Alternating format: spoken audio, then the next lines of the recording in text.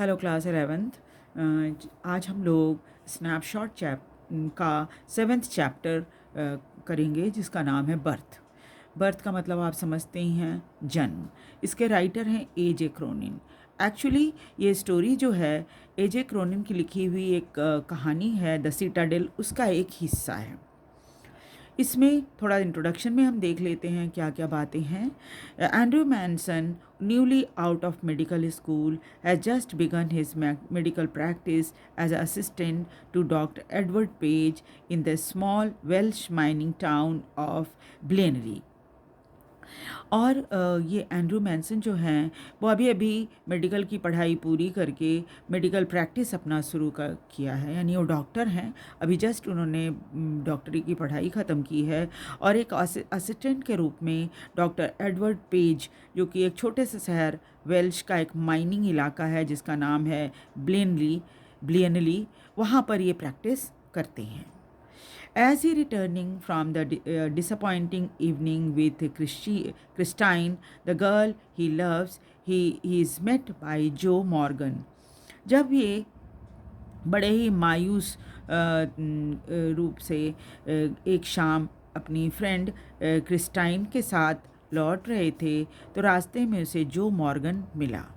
जो and his wife who have been married nearly 20 years, जो का विवाह जो हुआ था 20 वर्ष पहले हुआ था, are expecting their first child, और जो और उनकी पत्नी जो हैं वो पहले बच्चे के जन्म का इंतज़ार कर रहे थे।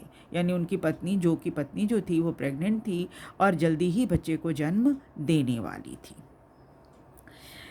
Though it was nearly midnight when Andrew reached Brangor, he found Joe Morgan waiting for him.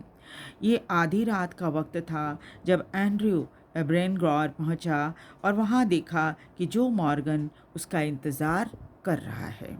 Walking up and down with short step between the close surgery and entrance of the house, और वो बेचैनी से, जो है आप जानते हैं जब घबराहट और बेचैनी होती तो लोग इधर उधर टहलते हैं, तो ये भी इधर उधर टहल रहे थे। जो मॉर्गन जो थे वो हालांकि इनकी सर्जरी जो क्लिनिक होती वो बंद थी, और घर के का जो एंट्रेंस था, डॉक्टर साहब के घर का जो एंट्रेंस था उसके सामने वो टहल रहे थे कि डॉक्टर साहब कब आएँ और कब उनको वो घर ले जाएँ।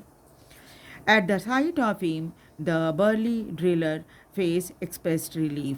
जैसे ही उन पर नज़र पड़ी डॉक्टर साहब पर जो की, तो उसके चेहरे पर थोड़ी सी संतुष्टि का भाव आ गया। एक जैसे बेचैन आदमी होता है ना, तो उसको चैन पड़ जाता है कि चलो अब आ गए डॉक्टर साहब, अब मुझे मदद मिल जाएगी, ऐसा भाव उसके चेहरे पर आ गया था।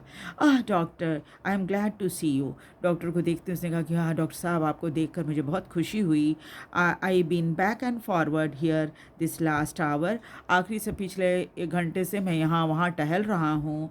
The missus want you before time to, और मेरी पत्नी जो है वो चाहती है कि समय से पहले आप वहाँ पर पहुँच जाओ, यानी बच्चे का जन्म हो इसके पहले आप वहाँ पहुँच जाओ मेरे घर पे। Andrew abruptly recalled from the contemplation of his own affairs. Andrew, doctor साहब जो हैं वो अपनी ही दुनिया में खोए हुए थे, जो कुछ भी घटना अभी थोड़ी देर पहले उनके साथ हुई थी उस पर। टोल्ड मॉर्गन टू वेट, लेकिन उन्होंने वो अपनी जो सोच थी उससे बाहर आए और मॉर्गन को कहा कि तुम वेट करो। He went into the house for his bag, और घर के अंदर वो गए और अपना बैग, डॉक्टर साहब लोग का जो बैग होता है ना, वो बैग उन्होंने उठाया। And then together they set out for number 12 Blaenelly terrace, और तुरंत दोनों के दोनों उस घर 12 ब्लेनला टेरेस जहाँ पर ये जो मॉर्गन रहता था, दोनों उधर चल पड़े। The night air was cool, रात की हवा ठंडी थी। डीप विथ क्वाइट मिस्ट्री, थोड़ा रात जब गहरी होती है तो थोड़ा सा रहस्यमयी सी लगती है ना, क्या होगा क्या नहीं होगा आसपास का, थोड़ा सा ऐसा रहस्य जैसा महसूस होता है, क्योंकि अंधेरे में ज़्यादा कुछ दिखाई नहीं पड़ता। तो रात बड़ी थोड़ी ठंडी और रहस्यमयी सी लग रही थी। Usually so perspective, Andrew now felt dull and listless. वैसे तो वो बहुत ही अपने आप को माहौल के अनुकूल रखने वाला व्यक्ति था, लेकिन अभी वो बहुत ही डल और बहुत ही जोश जो होता है ना वो नहीं था उसमें। He had no premonition that this night call would prove unusual. उसे कभी इस बात का अंदाज़ा नहीं था कि आज की रात जो है एक बहुत ही अनयूजुअल रात उसके लिए होने वाली है. Still less that it would influence the whole future in ब्लेनली.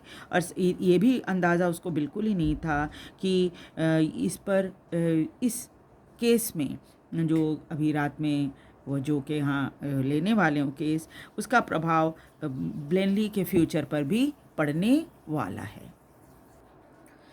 The two main walked in silence. दोनों पुरुष जो थे वो चुपचाप से चलते रहे.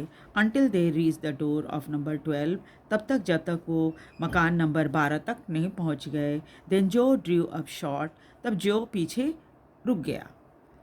आई will not come in, he said. उसने कहा कि मैं नहीं आऊँगा अंदर. And his voice showed sign of strain. उसकी बातों से, उसकी आवाज़ से ऐसा लग रहा था कि वो बड़े तनाव में है. But man, I know you will do well for us. लेकिन उसने कहा कि मैं जानता हूँ कि आप हमारे लिए हम अच्छा ही करेंगे. Inside a narrow stair led up to small bedroom. अंदर एक पतली संकरी सी सीढ़ी थी जो कि एक छोटे कमरे में बेडरूम में ले जाती थी. Clean but poorly furnished. वैसे तो कमरा साफ़ सुथरा था, लेकिन कमरे के अंदर सामान जो था वो जैसे तैसे रखा था. And lit only by an oil lamp. और कमरे के अंदर बस एक तेल वाली जो लैम्प होती है वो जल रही थी. Here Mrs Morgan's mother, a tall grey heard woman of nearly 70, and the stout elderly midwife waited beside the patient, watching Andrew's expression as he moved about the room. अंदर कमरे में मिसेस मॉर्गन की माँ, जो कि लंबी थी, बाल सफ़ेद थे और लगभग 70 वर्ष की थी, और लंबी चौड़ी एक मिडवाइफ का काम होता है डिलीवरी के समय महिला को मदद करना, तो इनको मिडवाइफ कहते हैं. तो एक मिडवाइफ भी उम्र दराज एक मिडवाइफ थी जो कि पेशेंट के पास ही खड़ी थी और एंड्रू के चेहरे की एक्सप्रेशन को देख रही थी जब वो कमरे के अंदर आए. Let me make you a cup of tea, Dr. Batch, said the farmer quickly after a few moments. कुछ ही क्षणों के बाद उस महिला ने कहा कि चलिए मैं आपके लिए एक कप चाय लेकर आती हूँ डॉक्टर साहब. The Andrew smiled faintly. Andrew के चेहरे पर एक फीकी सी मुस्कान आ गई. He saw that the old woman, wise in experience, realized that there must be a period of waiting, that she was afraid he would leave the case, saying he would return later. और उसने देखा कि वो बुज़ुर्ग महिला जो हैं वो शायद उनको दुनिया का बहुत अच्छा अनुभव था. वो ये बात समझ गई थी कि अभी डिलीवरी में थोड़ा समय है और उनको वेट करना पड़ेगा डॉक्टर साहब को, और उसको डर था कि कहीं वो इस मामले को केस को छोड़कर चले न जाएं, ये कहकर कि मैं बाद में आऊँगा, क्योंकि डॉक्टर साहब को देखकर लग रहा था कि डिलीवरी में थोड़ा टाइम लगेगा. तो उस बुज़ुर्ग महिला को, यानी मिसेस मॉर्गन की माँ जो थी, उनको इस बात का डर था कि डॉक्टर साहब केस को छोड़कर ना चले जाएं. Don't freight mother, I will not run away. लेकिन उन्होंने उस महिला को तसल्ली दी, मिसेस मॉर्गन की माँ को, कि माँ आप डरो मत, घबराओ मत, मैं यहाँ से नहीं भागूंगा. Down in the kitchen he drank the tea which she gave him. और वो सीढ़ियों से नीचे किचन में गए जहाँ पर उन्होंने चाय पी जो उस महिला ने उन्हें बनाकर दी थी. Overwrought as he was. वैसे तो बहुत ही थके हुए थे. He knew he could not snatch even an hour sleep if he went home. उनको पता था कि अगर वो घर चले भी जाएं तो 1 घंटे भी वो घर में जाकर नहीं सो पाएंगे. He knew too that the case here would demand all his attention. और वो बहुत अच्छी तरह जानते थे कि यहाँ पर जो केस है जिसको देखने के लिए आए हैं उस पर उनको पूरा ध्यान केंद्रित करना पड़ेगा. A queer lethargy of spirit came upon him. वैसे थोड़ा सा आलस उनके मन में आ गया था. He decided to remain until everything was over. लेकिन उन्होंने ये फैसला किया कि वो जब तक पूरा काम नहीं हो जाता वो यहीं पर रुके रहेंगे. An hour later he went upstairs again. 1 घंटे के बाद फिर से वो ऊपर सीढ़ियों से गए. Noted the progress made. और देखा कि क्या हाल है। केम डाउन वंस मोर, एक बार फिर से नीचे आए। सैट बाय किचन फायर, और किचन की आग के पास बैठ गए। It was still except for a Russell of cedar in the great and the slow tick tock of the wall clock. यहाँ पर कुछ भी आवाज़ नहीं आ रही थी सिवाय जो इसमें चूल्हे में जो आग जल रही थी तो उसके चटकने की आवाज़ थी, और साथ ही साथ घड़ी की टिक टॉक की आवाज़ आ रही थी। No there was another sound, no और कोई दूसरी आवाज़ तो नहीं थी। The beat of Morgan's foot step as he passed in the street outside. हाँ, एक आवाज़ ज़रूर आ रही थी, वो थी मॉर्गन के पैरों के चलने की आवाज़, जो बाहर सड़क पर वो इधर उधर टहल रहा था उससे आ रही थी। The old women opposite him sat in her black dress, वो बुजुर्ग महिला जो थी उनके ठीक सामने बैठी थी, काले रंग की ड्रेस पहने हुए, क्वाइट मोशनलेस, वो बिल्कुल हिलडोल नहीं रही थी। हर आइज स्ट्रेंजली अलाइव, लेकिन आंखों में उसकी बड़ी चमक थी। Wise proving never leaving his face, और बहुत ही बुद्धिमान महिला थी, लगातार उनको देख रही थी। ही thought his thought was heavy muddled, उसके मन में विचार तो बड़े उमड़ घुमड़ रहे थे जो डॉक्टर साहब हैं उनके मन में। The episode he had witnessed at Cardiff station is still obsessed him morbidly, और कार्डिफ स्टेशन पे जो कुछ भी घटना हुई थी वो अभी भी उनका ध्यान जो था उस घटना पे था। ही थॉट ऑफ ब्रैमवेल, उसने ब्रैमवेल के बारे में सोचा। फुलिशली डिवोटेड टू वेमेन, जो कि एक महिला के प्रति बहुत ही लगाव रखता था। वो डिसीव्ड हिम सॉर्डिडली, लेकिन उस महिला ने उनसे धोखा दे दिया था। दूसरा व्यक्ति Edward Page, bound to the shes Blodwen of Denny, living unhappy apart from his wife, और वो दूसरा व्यक्ति जो अपनी पत्नी के साथ रहता भी था तो बहुत ज़्यादा खुश नहीं था। His reason told him that all of these marriage were dismal failure, उसके मन में ये विचार आ रहा था कि ज़्यादातर विवाह जो होते हैं वो अंत में फेल हो जाते हैं। It was a conclusion which in his present state made him wince, और यही कारण था कि वो थोड़ा सा झिझक रहा था।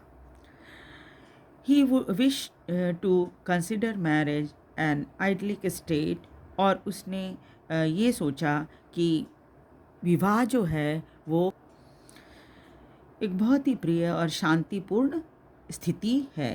Yes, he could not otherwise consider it with the image of Christine before him, और वो क्रिस्टाइन की को सामने रखकर ऐसी स्थिति की कल्पना तो बिल्कुल ही नहीं कर सकता था। यानी कि उसे लग रहा था कि क्रिस्टाइन के साथ विवाह करके वो बहुत सुखी नहीं रह पाएगा। हर आई शाइनिंग टूवर्ड्स हिम, अभी भी उस महिला की आंखें उसकी तरफ देखकर चमक रही थी। एडमिटेड नो अदर कंक्लूजन, और कोई विचार या जो एक फैसला उनके मन में नहीं आ रहा था। It was the conflict between his level doubting mind and his overflowing heart which left him resentful and confuse, और यही कारण था कि जो जो जो ये तर्क चल रहा था उसके मन में, दिमाग में शक जो था दिमाग में, और मन में जो विचार आ रहे थे वो सब सोचकर वो थोड़ा कंफ्यूज हो गया था। ही लेट हिज चिन सिंक अपॉन हिज चेस्ट, उसने अपना सिर झुका लिया और सीने के पास अपना सिर टिका लिया। स्ट्रेच्ड आउट हिज लेग, अपने पैर को फैलाया। Stared broodingly into the fire, और सोचता हुआ आग की तरफ देखने लग गया। He remain like this so long, और काफ़ी समय तक ऐसे ही बैठा रहा।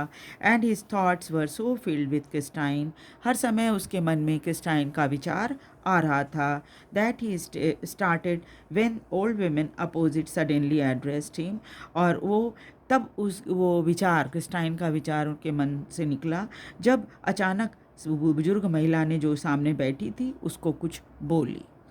हर meditation had pursued a different course, वहाँ से उसके विचार जो थे वो दूसरी तरफ मुड़ गए थे। Susan had said not to give her chloroform if it would harm the baby. तो उसने बुजुर्ग महिला ने डॉक्टर साहब को बताया कि सूजन ने कहा है कि उसे क्लोरोफॉर्म आप जानते ही हैं बेहोश करने की दवाई होती है, तो वो दवाई न दे अगर बच्चे को किसी तरह की हानि होगी। तो अगर बच्चे को हानि हो तो वो दवाई डॉक्टर साहब ना दें उसको। She is awful set upon this child, उसका पूरा ध्यान जो है उस बच्चे के ऊपर है। Doctor batch her old eyes warm at a sudden thought, ये सब सोचकर उसकी आंखें थोड़ी सी चमक आ गई थी उसकी आंखों में बुजुर्ग महिला में के। She added a low tone, ah we all are I fancy, और हम सब जो हैं वो बस हमारा जो सारा ध्यान है इसी बच्चे के ऊपर है। ही collected himself with an effort, doctor साहब ने थोड़ा सा अपनी हिम्मत जुटाई और फिर बोला, it won't do any harm the anaesthetic, he said kindly. बहुत ही विनम्रता से उन्होंने कहा कि एनेस्थेटिक यानी जो बेहोशी की दवाई होती है उसे कोई हानि नहीं होगी, they will be all right, सब अच्छे रहेंगे, यानी माँ और बच्चा दोनों ठीक ठाक रहेंगे। Here the nurse voice was heard calling from the top landing, तभी उस नर्स जो मिडवाइफ थी उसकी आवाज़ आई ऊपर से जो उन्हें बुला रही थी। Andrew glance at the clock, Andrew ने घड़ी देखा, विच नाउ शोड 3:30, जो कि सुबह के 3:30 बजे का समय दिखा रहा था। He rose and went up to the bedroom, वो खड़ा हुआ और बेडरूम में चला गया। He perceive that he might now begin his work, और वहाँ जाते ही उसे समझ में आ गया कि अब उसका काम शुरू हो गया है। एन आवर elapsed, 1 घंटा गुजर गया। It was long harsh struggle, 1 घंटे तक बहुत ही जद्दोजहद चलती रही, क्योंकि जब पेन होता है माँ को तो बहुत ही ताकत लगानी पड़ती है डिलीवरी के लिए। तो वो स्ट्रगल करीब 1 घंटे तक चली। Then as the first streak of down state past the broken edges of the blind, the child was born lifeless. लेकिन उसके बाद जैसे ही लगा कि खिड़कियों से सुबह का सवेरा आने लगा है, सुबह के सवेरे की रोशनी जो होती है उजाला वो आने लगी है कि उस खिड़की से ब्लाइंड जो पर्दा होता है ना वो उससे बच्चे का जन्म हो गया, लेकिन वो लाइफलेस था, यानी कि बच्चा जो था उसमें जान नहीं थी। तो नेक्स्ट क्लास में हम आगे की स्टोरी देखेंगे, पढ़ेंगे और समझेंगे कि क्या हुआ है ना। तो नेक्स्ट क्लास में हम आगे स्टोरी करेंगे। आप लोग वीडियो को लाइक और सब्सक्राइब ज़रूर कर दीजिए और शेयर भी कीजिए ताकि दूसरे बच्चे भी इसे देख सकें। एक बार फिर से रिक्वेस्ट है, वीडियो को लाइक और सब्सक्राइब भी ज़रूर कर दीजिए। Thank you very much. आगे स्टोरी हम नेक्स्ट क्लास में करेंगे और मैं सारी जो स्टोरी है प्लेलिस्ट में डाल दूँगी ताकि आप इसे आसानी से पढ़ सकें। Thank you.